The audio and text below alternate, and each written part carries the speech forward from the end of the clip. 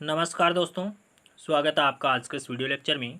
हमारी साइंस की test series चल रही थी जिसका नेक्स्ट वीडियो है और इस वीडियो में वेरी इंपॉर्टेंट प्रश्नों को शामिल किया है जो एग्जाम की दृष्टि से इम्पोर्टेंट है, तो वीडियो को अंत तक जरूर देखें। देखिए आज की वीडियो का पहला प्रश्न, मनुष्य में प्रजनन की अवस्थाओं का क्रमागत सही विकल्प कौन सा है? तो कौन सा विकल्प सही है?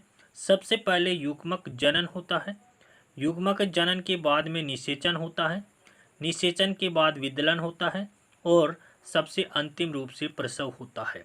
तो ऑप्शन सी यहाँ पर करेक्ट हो जाएगा कि मनुष्य में प्रजनन की अवस्थाओं का सही क्रम है युग्मक जनन, उसके बाद में फर्टिलाइजेशन, उसके बाद में क्लीवेज यानी विदलन, उसके बाद में प्रसव होता है। मनुष्य में प्रजनन की अवस्थाओं का क्रमागत सही क्रम क्या होता है? देखिए युग्मक जनन होता है सबसे पहले, उसके बाद में निषेचन यानी फर्टिलाइजेशन होता है, उसके बाद विदलन यानी क्लीवेज होता है, उसके बाद में मोरुला स्टेज आती है, उसके बाद ब्लास्टुला, फिर गेस्टुला और प्रसव। ये इनका सही क्रम है, काफ़ी बार एग्जाम में पूछा जा चुका है।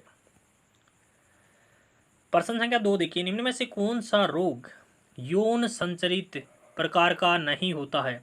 एसटीडी प्रकार का रोग कौन सा नहीं है? तो गोनेरिया है वो एसटीडी यानी यौन संचरित रोग है, सिपिलिस भी यौन संचरित है और ल्यूकोरिया भी यौन संचरित रोग है, जबकि डेंगू विषाणु जनित रोग है, ये यौन संचरित रोग नहीं है। डेंगू एक वायरस जनित रोग है। डेंगू किस प्रकार का रोग है? वायरस जनित है। किसके द्वारा होता है? मादा एडिज एजिप्टाई मच्छर के द्वारा ये फैलता है। अगला प्रश्न देखिए, निम्न में से कौन सा यौन रोग निजेरिया गोनेरी नामक जीवाणु से होता है? निजेरिया गोनेरी नामक जीवाणु से कौन सा यौन रोग होता है?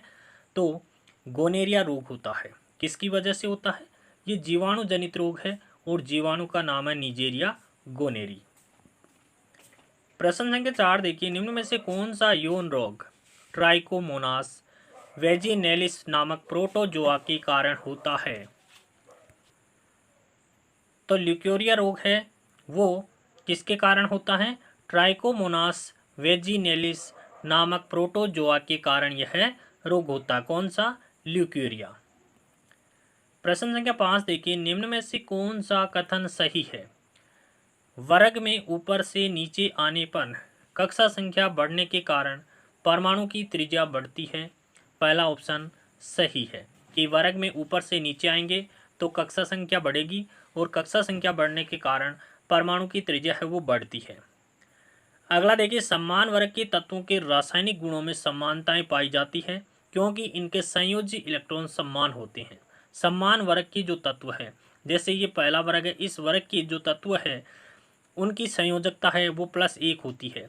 इनके संयोजी इलेक्ट्रॉन समान होने के कारण इनके गुणों में, रासायनिक गुणों में समानताएं होती है। ये कथन भी राइट है।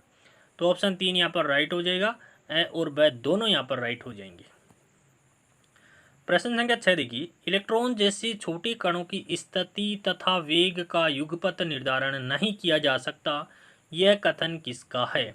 तो यह कथन हाइजेनबर्ग की अनिश्चितता का सिद्धांत है। हाइजेनबर्ग का अनिश्चितता का सिद्धांत क्या कहता है कि इलेक्ट्रॉन जैसे छोटे कणों की स्थिति तथा वेग का युगपत निर्धारण नहीं किया जा सकता। अगला प्रश्न देखिए, जब दो तत्वों के मध्य साझे के इलेक्ट्रॉन एक ही तत्व द्वारा दिए गए हो तो बनने वाले ऐसे बंध को क्या कहते हैं? तो उपसहसंयोजक बंध कहते हैं।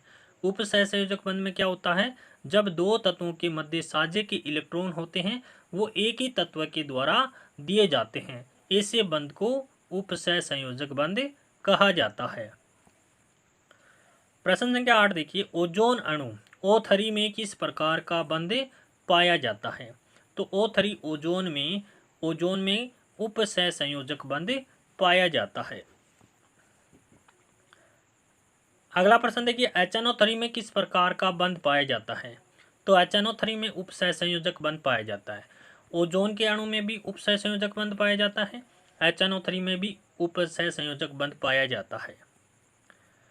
प्रश्न संख्या 9 देखिए, जब दो परमाणु के मध्य इलेक्ट्रॉन के आदान प्रदान से बंध का निर्माण होता है, ऐसा बंध कहलाता है। तो ऐसा बंध आयनिक बंध या विद्युत संयोजक बंध कहलाता है। जब दो परमाणु के मध्य इलेक्ट्रॉन्स का आदान प्रदान होता है और बंध का निर्माण होता है, इस प्रकार के बंध को आयनिक बंध कहते हैं और आयनिक बंध को विद्युत संयोजक बंध भी कहा जाता है। अगला प्रश्न है NaCl में किस प्रकार का बंध पाया जाता है? तो NaCl में आयनिक बंध या विद्युत संयोजक बंध पाया जाता है। अगला प्रश्न है निम्नलिखित में से कौन सा कथन सही है? सही कथन यहाँ पर बताना है। आयनिक बंध वाले यौगिक ध्रुवीय विलायकों जैसे जल, KCl, HCl में घुलनशील होते हैं। बिल्कुल सही बात है कि जिनमें आयनिक बंध होता है वे यौगिक ध्रुवीय विलायकों में विलय होते हैं। ध्रुवीय विलायक कौन से हैं? जल है, पोटेशियम क्लोराइड और HCl, ये क्या है? ध्रुवीय विलायक है और आयनिक बंध वाले यौगिक इनमें घुलनशील होते हैं।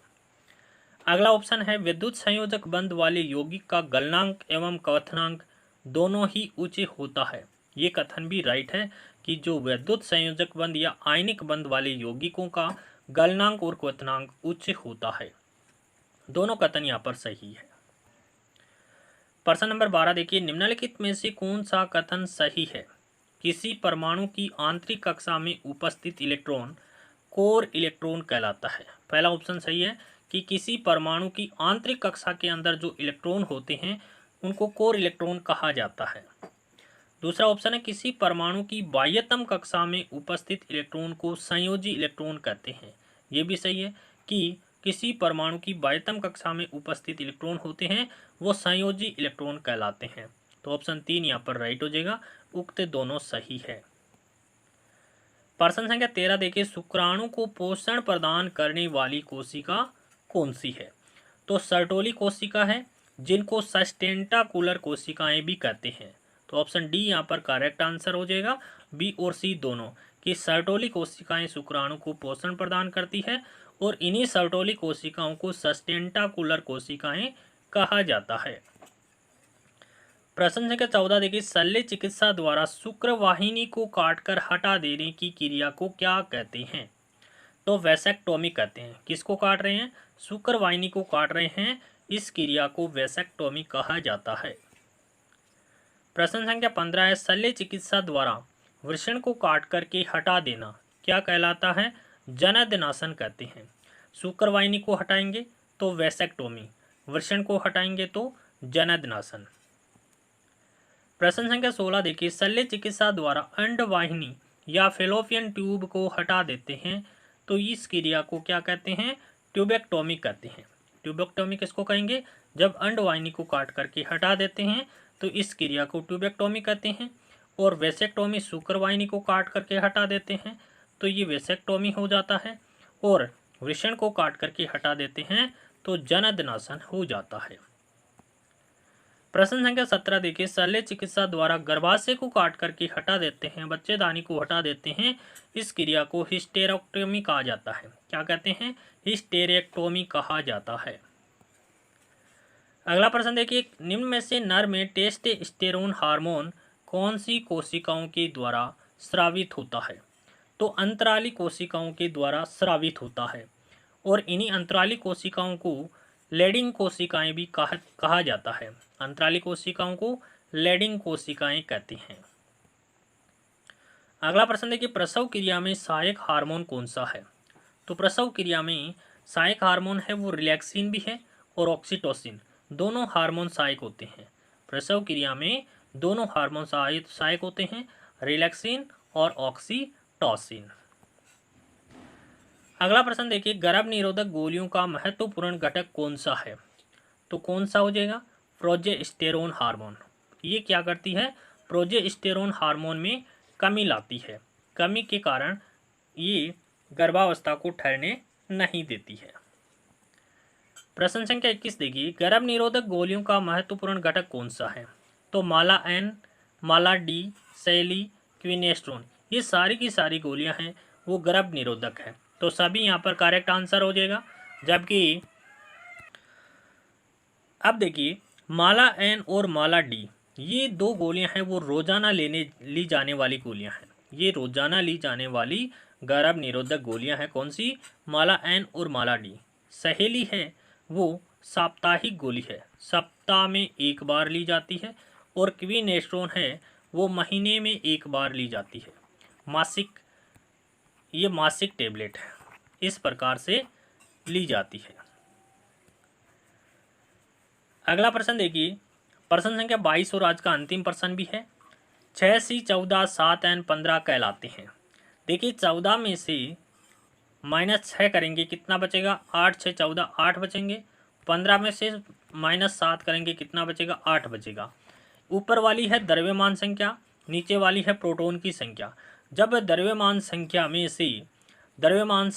से n बराबर a-p होता है, न्यूट्रॉन की संख्या ज्ञात करते हैं तो द्रव्यमान संख्या में से प्रोटॉन की संख्या घटा लेते हैं, न्यूट्रॉन की संख्या आ जाती है। दोनों में 8-8 न्यूट्रॉन है तो ये सम न्यूट्रॉनिक है। न्यूट्रॉन की संख्या समान होने के कारण ये क्या है, सम न्यूट्रॉनिक है।